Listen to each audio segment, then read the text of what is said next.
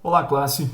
Vocês já pararam para pensar se o inverso daquilo que nós vimos para SN2 pode acontecer? Eu me refiro aqui àquela situação que eu tinha falado sobre o Teflon, onde nós tínhamos uma estrutura alquílica substituída com vários átomos de flúor. E eu discorri por todo o conteúdo sobre SN2 falando exatamente sobre o fato de que era muito difícil substituir o flúor ou fluoreto por outro nucleófilo. Haja vista que o melhor nucleófilo ali é o flúor. O flúor tem uma alta nucleofilicidade. Então seria muito difícil substituir ele numa estrutura uma vez ele ligado a um átomo de carbono. Agora, será que o inverso pode acontecer? Será que eu posso ter uma estrutura de um alcano aí substituído com um haleto qualquer e esse haleto seja tão fraquinho ou esteja tão fracamente ligado ao átomo de carbono que ele consiga quase que espontaneamente se romper? Ou seja, será que existe alguma estrutura que pode se degradar liberando ali um nucleófilo, liberando ali um grupo abandonador e ligando-se a outra molécula? Sim, nós sabemos que sim, né? E é possível que isso aconteça, né? Então, quando você pega diferentes produtos aí do nosso cotidiano, você percebe que alguns deles acabam se degradando com o tempo. E, por exemplo, eu posso imaginar ali frascos, principalmente peróxido de hidrogênio. Não é a mesma estrutura que eu vou comentar aqui, mas peróxido de hidrogênio geralmente tem aquela água oxigenada, tem aquela estrutura, o frasco tem aquela estrutura opaca, justamente para inibir a degradação devido à interação com ela, né, a luz. Agora, será que outras estruturas, principalmente de haletos de alquila, que não tem nada a ver com peróxido de hidrogênio, peróxido de hidrogênio é o H2O2, mas será que outras estruturas espontaneamente reagem ou se degradam e reagem com o solvente que o contém de uma maneira espontânea? Sim, né? É bem possível que isso aconteça, desde que a estrutura, o haleto que está ligado a ela, a essa estrutura alquílica, seja um bom grupo abandonador, né? Então essa é uma possibilidade. Eu tenho aqui, por exemplo, né, a estrutura do brometo de tert-butila. O brometo de tert-butila, pessoal, é um haleto que a gente já conhece. Deixa eu voltar aqui para minha tela, né, porque ela sumiu. É um haleto que nós já conhecemos e que, diferentemente de um fluoreto de tert-butila, que nós sabemos que seria muito difícil reagir, o brometo de tert-butila ele se decompõe. E até tem um problemão aí, né? Quando eu tenho esse reagente em laboratório, ele não pode nem ficar exposto à umidade do ar, nem ele dura muito tempo dentro do frasco se tiver o solvente. Porque na maioria das vezes aqui o solvente é o que? A água, né? A água, quando em contato com esse brometo de tert-butila, ela hidrata.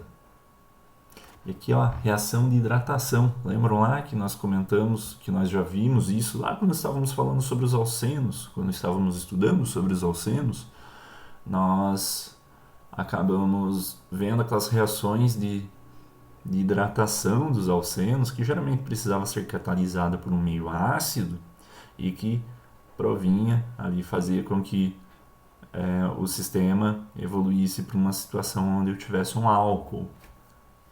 Olha aqui a estrutura novamente dele. Um álcool, um tert-butil álcool. Então, essa reação aqui ela acontece de uma maneira relativamente fácil, porque justamente de maneira inversa com o que acontecia com o fluoreto, aqui o brometo de tert-butila, essa ligação bromo-carbono é fraca. Fraca ao ponto que ela se rompe espontaneamente, ou com qualquer tipo de incentivo ali, um pouquinho de calor, um pouquinho de luz, já serve para que essa ligação seja rompida. E aí eu tenho a formação, né, daquele que está nos acompanhando aí durante todo o curso, né, o carbocátion. Então, a formação desse carbocátion e também a formação, a liberação para o meio, né, vou colocar aqui, do brometo. Eu tenho um carbocátion em solução, isso me faz acreditar, né, que quando eu tenho o sistema solvatado em água, e lembra lá que quando eu falo solvatado em água, eu estou falando que tem muitas moléculas de água rodeando esse tertibutilcátio. E lembram lá da reação de adição da água? O que acontecia? A reação de adição de água fazia com que essa estrutura... Aqui eu vou tirar o brometo dessa história, mas ele está no meio, tá? Mas a gente não precisa se preocupar com ele agora.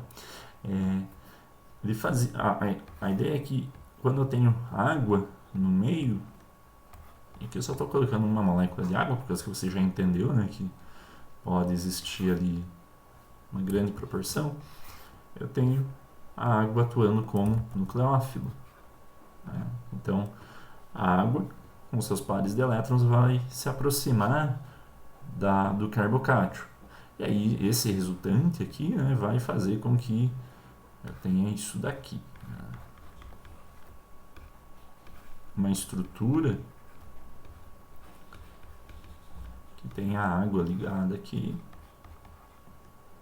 e que ela é instável. E aí lembrem que, como eu tenho muita água no meu meio, é bem fácil que essa molécula aqui de água, que eu vou agora representar de uma outra maneira, só para facilitar a visualização, ela interaja de maneira a preservar suas 8 ligações, preservar seu octeto. E isso vai acontecer principalmente se o oxigênio manter seu octeto. A ligação oxigênio-carbono ela é a ligação mais forte dessa situação. Então, quando eu olho para esse oxigênio aqui, né, eu tenho a possibilidade de que ele perca uma dessas ligações oxigênio e hidrogênio. Essa seria a situação mais viável para ele. Então, ele consegue fazer de fato isso. Ele consegue fazer como? Liberando um hidrogênio para o meio. Então, se ele libera um hidrogênio, e geralmente isso é assistido por, né, e aqui assistido, estou falando em prestar assistência, por moléculas de água que estão nas vizinhanças. Por quê? Porque o meio está solvatado em água. Né? Então, aqui uma molécula de água, né, vou fazer um pontilhado indicando que há a quebra da ligação. Vai formar, né, enquanto há a formação da ligação, há a quebra dessa outra ligação. Então, vou colocar bonitinho aqui para deixar representado a quebra da ligação e a formação dessa outra ligação. E aqui eu tenho o íon H3O+. O H3O+, a gente já sabe o que acontece, né? Ele provém ali o íon H+, para o meu sistema. Ou seja, uma decomposição de um haleto de alquila em água. Se o haleto ligado a essa cadeia carbônica estiver fracamente ligado a ela, vai acontecer uma decomposição desse haleto de alquila e, por consequência, a hidratação dele, né, do haleto, aliás, do grupamento alquila. E, obviamente, para que essa estrutura se estabilize, essa água adicionada precisa perder um hidrogênio. Então, o meio tornar-se-á mais ácido e há a formação de um álcool terciário. Agora eu vou apagar os ácidos aqui para não incomodar, né? Mas você já lembra disso, né? Então eu tenho a formação de um álcool. Né? Então, meu tert-butil-álcool, e obviamente aquele H+, ali, ele pode ser cooptado por quem? Por alguém que eu deixei fora da explicação aqui, porque não é muito relevante, né? Que é o brometo. Então, formando HBr, formando ácido bromídrico. Mas isso geralmente está em equilíbrio com a água, ele vai acabar se desprotonando com facilidade. O HBr tem esse alto grau de ionização, né? Ele perde o H+ com facilidade. Então, reações que envolvem um haleto, e principalmente um haleto muito substituído, ou seja, um haleto ligado a um carbono muito substituído, como é o caso do brometo de tert-butila, eles acontecem por constatações que a gente já viu desde o início do semestre sobre estabilidade do carbocátio, e aqui não carece de fazer muitas explicações a mais. Essa estabilidade do carbocátion também ajuda a diminuir essa densidade eletrônica entre bromo e carbono. Quando eu diminuo a densidade eletrônica entre dois átomos, eu enfraqueço uma ligação química. Então, como eu falei, o bromo ele já é um bom grupo abandonador. Se fosse iodo, melhor ainda. Mas, como eu tenho um grupamento aqui, um carbono muito substituído, esse efeito indutivo, né, que gera nessa estrutura faz com que haja o decréscimo da energia dessa ligação carbono-bromo. Então, será mais fácil ainda para essa reação acontecer, né? Então, carbonos terciários acontecem em uma média de velocidade 1.200.000 vezes mais rápido, mais veloz, com maior eficiência do que se eu tivesse um carbono primário. Aqui o caso do brometo de etila, por exemplo. E aqui remonta aquilo que a gente já viu também na outra aula, né? Nas aulas anteriores aí sobre substituição nucleofílica bimolecular. Então, só que aqui fica um pouquinho invertida a ordem, né? Então, aqueles haletos que têm uma estrutura, têm um carbono mais substituído, tenderão a ter uma velocidade média relativa muito maior. E, obviamente, no intermediário aí temos um carbono secundário. Então, o mecanismo de reação desse tipo de reação, né, é o que eu coloquei aqui, mas na verdade eu acabei já explicando ali no início, né? Então, como a gente já tem o domínio de vários aspectos, agora já se torna intuitivo entender esse mecanismo de reação. Então, eu já fui explicando todos esses aspectos, e até em alguns livros a ordem é inversa do que eu falei. Pode ver, eu comecei falando por SN2, aí que vim para SN1. Né? Em alguns livros, se você pegar, acho que no Alinger ou no Morrison, a ordem é SN1, SN2, E1, E2, até reações com alcenos vêm depois, mas eu já coloquei à disposição esses conteúdos dessa forma justamente para ir fornecendo os subsídios teóricos que você precisa ter para entender tudo isso. Então, essa primeira etapa da reação, né, é a mesma reação aqui. Tem as etapas aqui que eu já expliquei o que vai acontecendo, mas uma coisa que eu não expliquei é como que isso se dá cineticamente. Quando eu pego essa reação, ela não acontece do início ao fim em uma única etapa. A gente sabe que as coisas não são assim. Nós já vimos, né, em outras situações. Então, existe uma etapa que é formado um intermediário. Esse é o primeiro intermediário aqui, né? A formação do carbocátio. Então, esse é o meu primeiro intermediário. Aí há uma segunda reação, um segundo momento onde então, formou o intermediário, formou o carbocátio devido à quebra da ligação carbono-bromo. Isso acontece de uma forma que faz com que esse processo de quebra de ligação é relativamente demorado. Mas uma vez formado o carbocátion, o ataque da água, o ataque do nucleófilo água a esse carbocátion é relativamente rápido. Por quê? Porque quando você imagina um sistema que está solvatado, se você pensar em 1 mol de reagente e 1 mol do outro reagente, tudo isso em 1 litro de água, para cada uma molécula vai ter uns 55 ao redor. Então é muito rápido esse ataque nucleofílico aqui. Então por isso uma reação relativamente rápida. Então essa é o que eu tenho aqui, a formação desse composto hidratado aqui, é o meu segundo intermediário.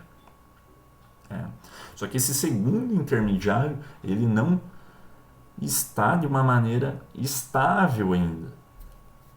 Note a carga do oxigênio.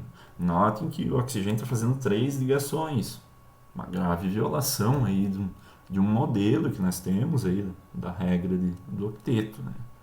Então, mas analogamente com o que aconteceu aqui, que tinha muitas moléculas de água, o fato de ter consumido uma para fazer esse ataque nucleofílico faz ainda que esteja quase irrelevante para o sistema, né? Porque ainda vai ter mais 55, 54, se você descontar uma, né? Vai ter mais 54 ao redor desse intermediário aqui formado. Então, uma outra etapa também é a cooptação daquele hidrogênio e por consequência, a estabilização daquele álcool terciário. E essa também é uma etapa rápida. Então, aqui eu tenho o fim, né? A terceira etapa. Então, as etapas que acontecem, né? Eu tenho 2 etapas que são realmente rápidas, mas uma etapa, principalmente que é a primeira etapa, a etapa que inicia toda a propagação da reação, ela é lenta, tá bom?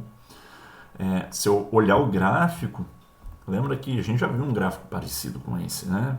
Parecido. A única coisa que tem parecido, na verdade, é isso aqui, energia livre e progresso da reação, porque o perfil do gráfico é completamente distinto de outros gráficos que a gente viu.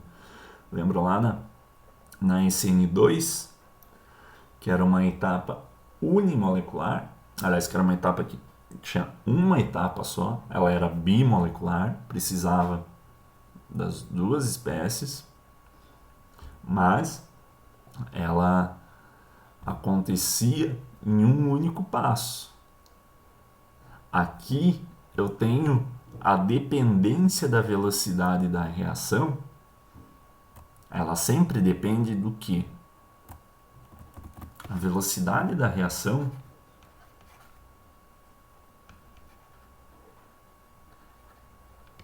ela sempre depende, ou ela sempre é proporcional, então por isso eu coloquei um alfa aqui, né? Ela é sempre proporcional, o alfa ficou feio igual a minha letra, às concentrações da espécie, mas principalmente ela aqui vai depender somente da etapa lenta. E qual é a etapa lenta? A etapa que envolve essa espécie aqui. Por que isso? Em toda reação química que eu tenho várias etapas, quando eu tenho etapas rápidas, como essa daqui e essa daqui, essas etapas rápidas, no somatório, elas da velocidade de toda a reação, elas influenciam um pouco, porque são etapas rápidas. Agora, a minha etapa lenta, se ela demorar 10% a mais ou 10% a menos, ela vai ter uma influência muito maior para a velocidade de reação como um todo. É a mesma coisa no trânsito, é a melhor analogia que eu posso dar. Quando você quer sair de um ponto A ao ponto B dirigindo, né? Eu sempre usava aqui de Floripa para Blumenau, né? Quando eu saio de Floripa e vou para Blumenau, tem uma etapa lenta, que é sair do bairro, atravessar a ponte, só aí eu já perdi 30 minutos do meu dia. Aí entrar ali na 101 até, sei lá, Biguaçu, é a etapa mais lenta. Aí de Biguaçu para até Blumenau é velocidade de cruzeiro, pé embaixo, quarta marcha e só alegria. Então, se demorar um pouquinho a mais, ou se eu conseguir acelerar um pouco a mais ou a menos nessa etapa, de Biguaçu até Blumenau, pouco importa no somatório de todo esse percurso que eu fiz. Agora, se eu conseguir sair do meu apartamento e chegar até ali Biguaçu, ou seja, passar a ponte, sair do meu bairro, passar pela ponte, passar por Biguaçu, e se eu fazer isso de uma maneira rápida, se não tiver trânsito, pegar um horário bom, não tiver nenhum acidente, eu consigo fazer essa etapa que às vezes demora muito, 30 minutos, uma hora, eu consigo encurtar para 10, 15 minutos.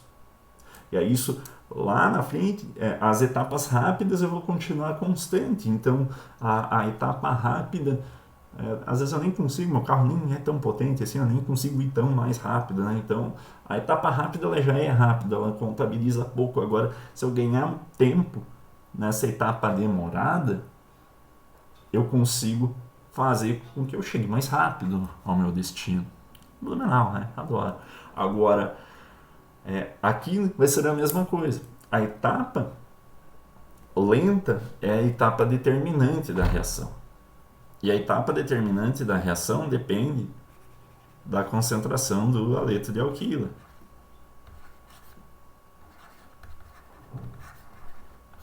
Opa.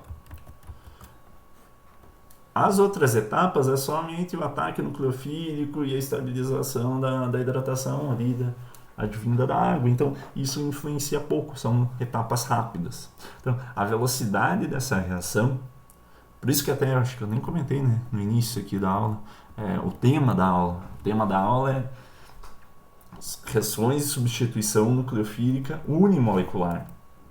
Pode ver aqui, a SN1, fiquei me empolgando ali no início, eu acabei não falando que é o tema da aula, né? Então tudo isso daqui é sobre, depois de meia hora eu aviso vocês, mas o aluno que está prestando atenção se ligou já nisso. Eu estou falando aqui somente sobre reações do tipo SN1, tá bom? Então substituição nucleofílica unimolecular, ela se chama dessa forma porque ela depende somente da velocidade ali a reação como um todo, a velocidade, ela vai depender muito, exclusivamente da etapa mais lenta, que é a degradação daquele brometo de alquila. Então, todas essas aqui, ó, de volta vai escrito aqui SN1 e tal,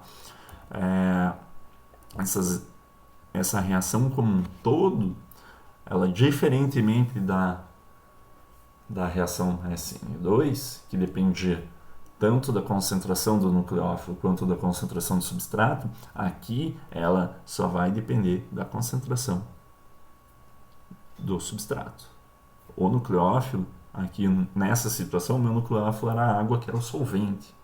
Então, como eu falei lá, lembra 55:1? Lá um mês atrás eu expliquei porque esse número é 55, né? Mas tem a ver com mol, então... tanto fez se tiver 56 ou 54, cada haleto vai estar rodeado de um monte de molécula de água. Então, se tiver uma a mais ou uma a menos, não faz diferença aqui, tá bom? Agora, o que faz diferença é a quantidade do haleto de alquilo. E aí, por isso que eu vejo esse perfil da reação, né? Então, o progresso da reação, é isso que está desenhado aqui, né? Então, eu tenho o progresso da reação. Só apagar um pouquinho aqui para deixar mais claro.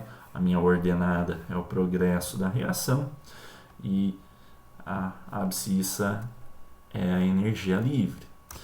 Aqui é uma analogia que a gente já viu, né? Então, que tem um haleto de alquila e X geralmente denota o haleto, tá bom? Então, X pode ser brometo, cloreto, fluoreto, qualquer coisa, tá? E R é a denominação ali para a cadeia alquílica, né? Para o grupamento alquila. Então, para que essa reação aconteça, há necessidade de eu levar esses reagentes até o intermediário, né? E essa é a etapa mais lenta, essa é a etapa que consome mais energia. Por isso também é mais lenta. Lembra lá que quando eu comentei, quando tinha diferentes alturas, eu tinha diferentes velocidades também. Isso também está relacionado à efetividade da reação.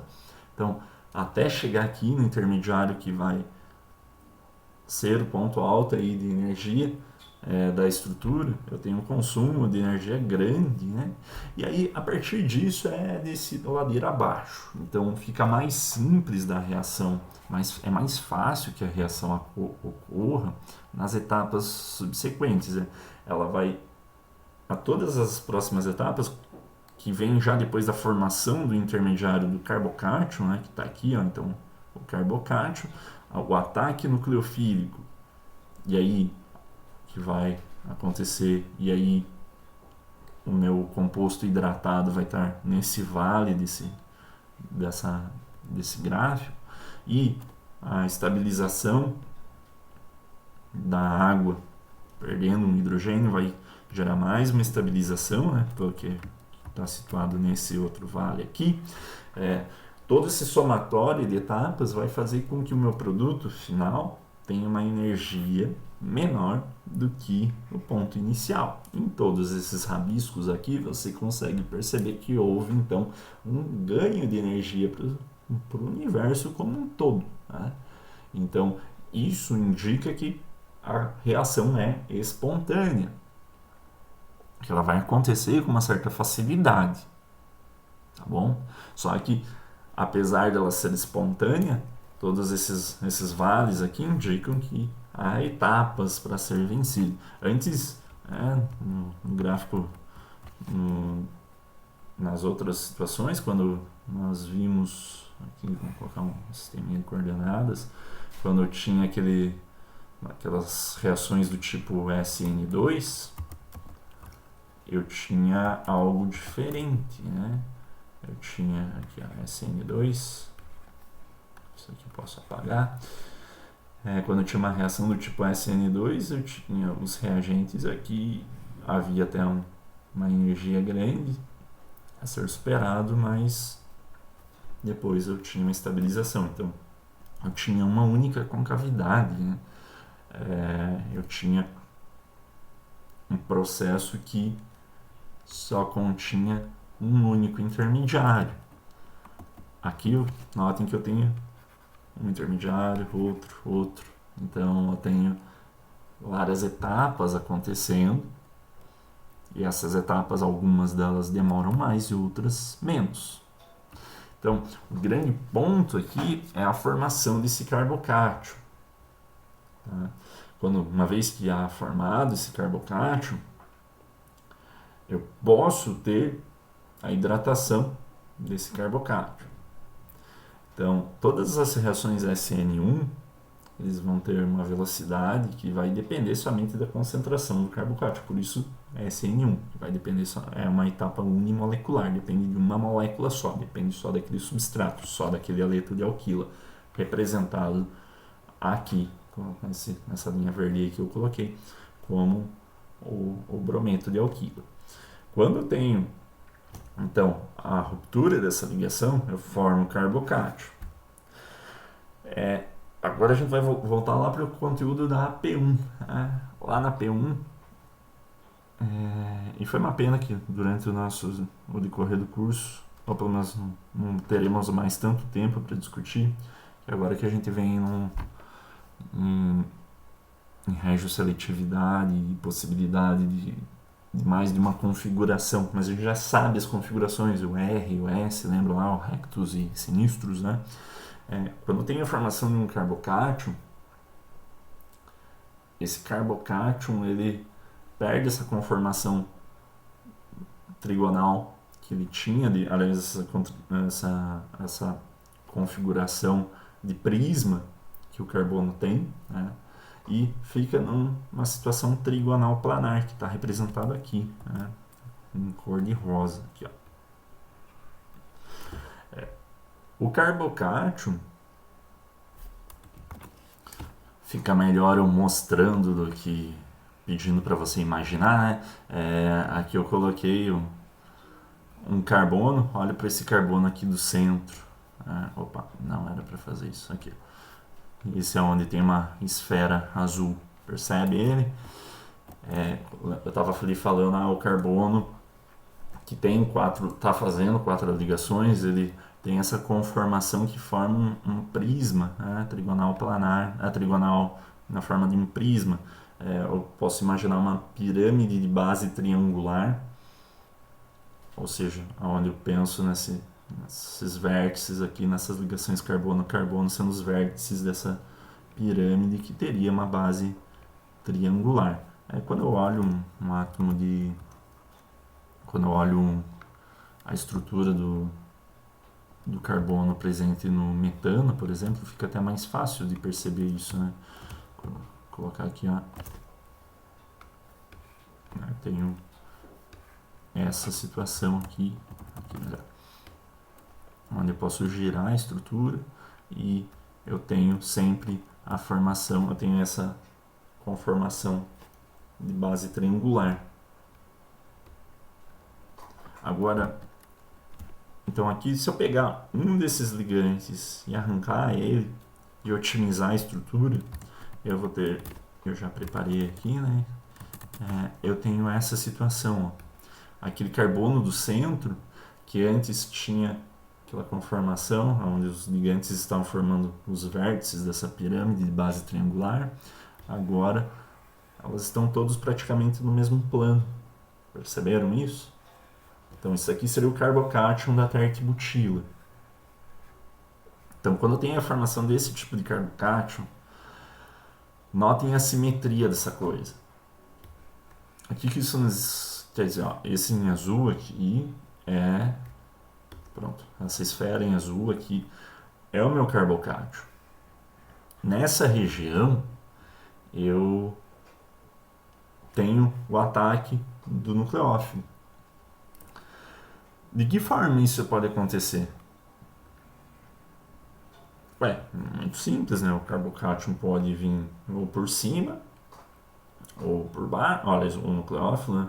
Ou atacando aqui de cima para baixo ou de baixo para cima, né? Ou se quiser imaginar de esquerda para direita, tanto faz. Mas notou que você tem duas possibilidades? Mas é aqui do outro lado, não dá para esses empurrar? Tá, vamos imaginar, esquecer esses outros carbonos. Eu vou ter um ataque frontal ou por trás. Então, eu tenho duas possibilidades de ataque. Isso até não importa tanto quando eu tenho essa situação aqui onde os 3 ligantes do carbono são iguais. Mas vamos colocar os 3 ligantes diferentes aqui. Coloquei uma propila aqui, uma etila aqui, vamos colocar uma butila para ficar melhor. E vou deixar essa metila mesmo aí. Se eu colocar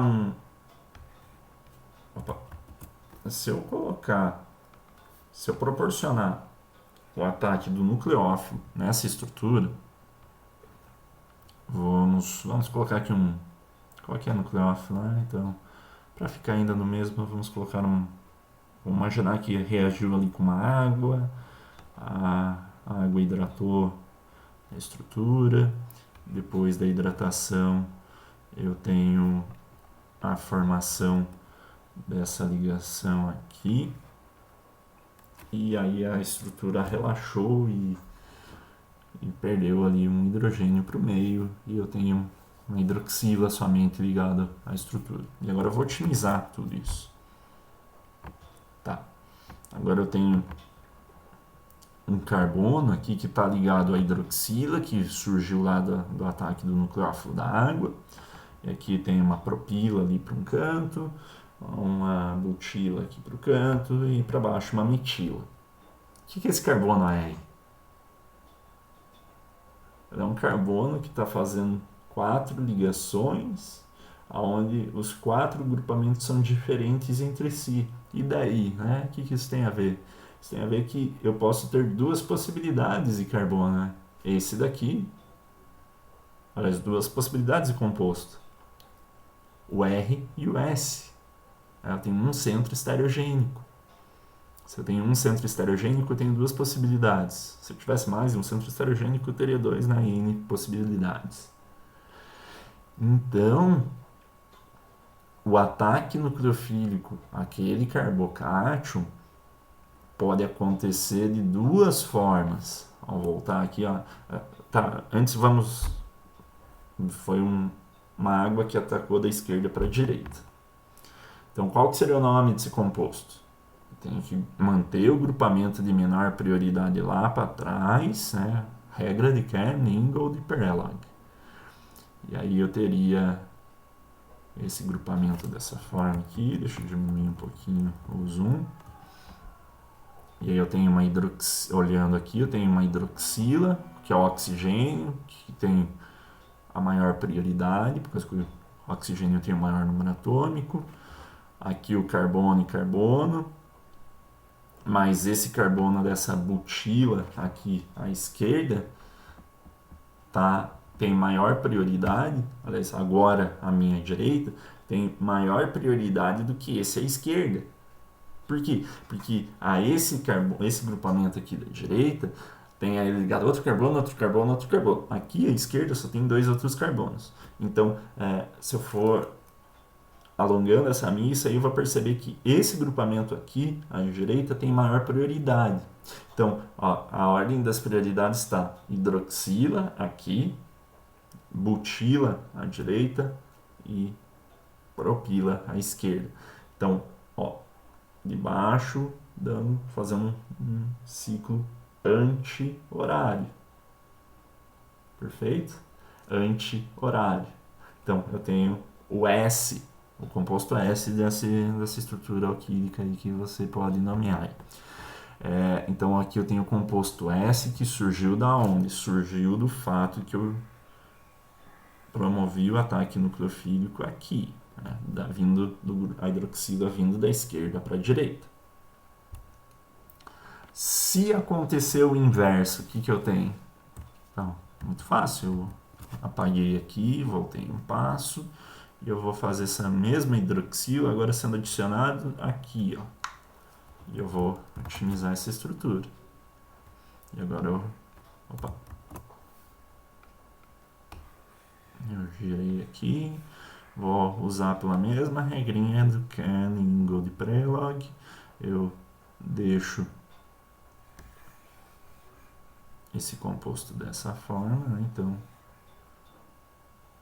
aqui eu vou ter, pela mesma lógica, o grupamento de menor prioridade lá para trás, e eu vou ter uma outra possibilidade, o R. Então, quando eu tenho o ataque acontecendo em diferentes posições, eu posso ter a inversão da configuração. Então, está representado aqui nos caminhos A e B, no ataque do lado esquerdo e ataque do lado direito.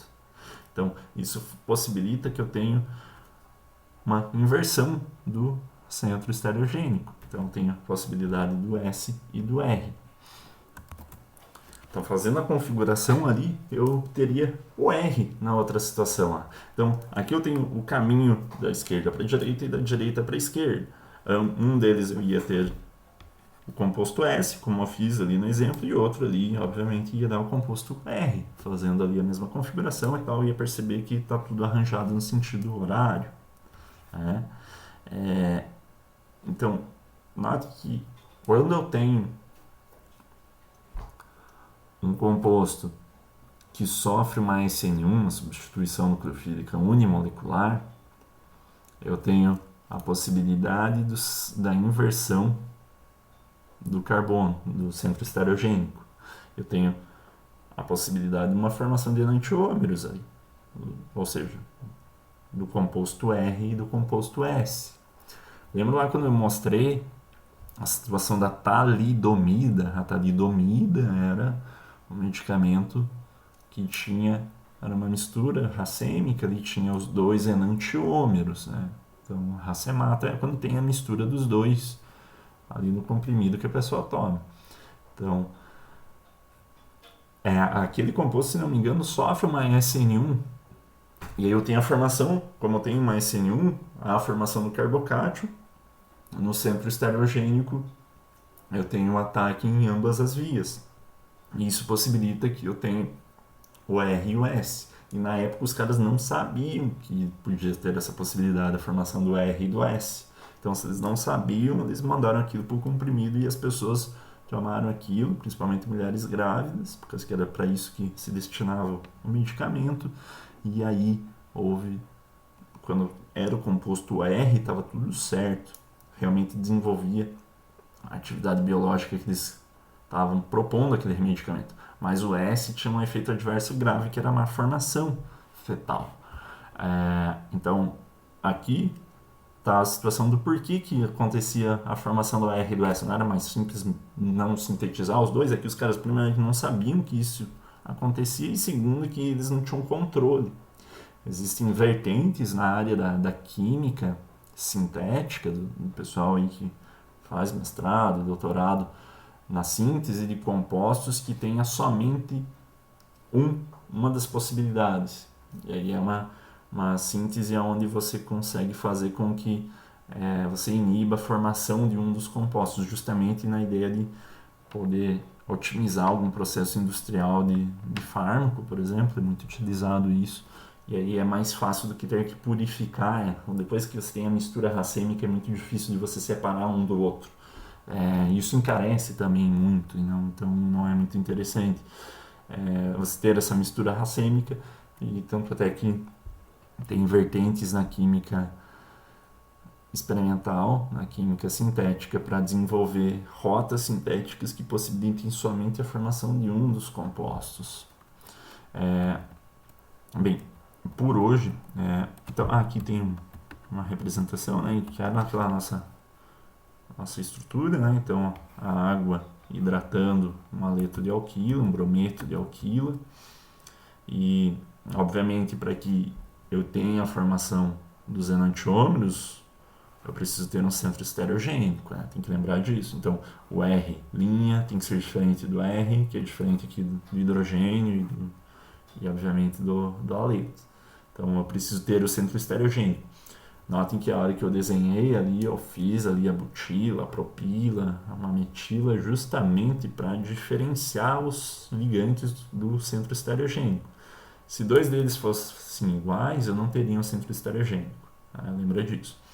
Então, aqui eu vou ter a possibilidade de dois álcoois diferentes. Aqui está na representação de Fischer, denotado de forma diferente.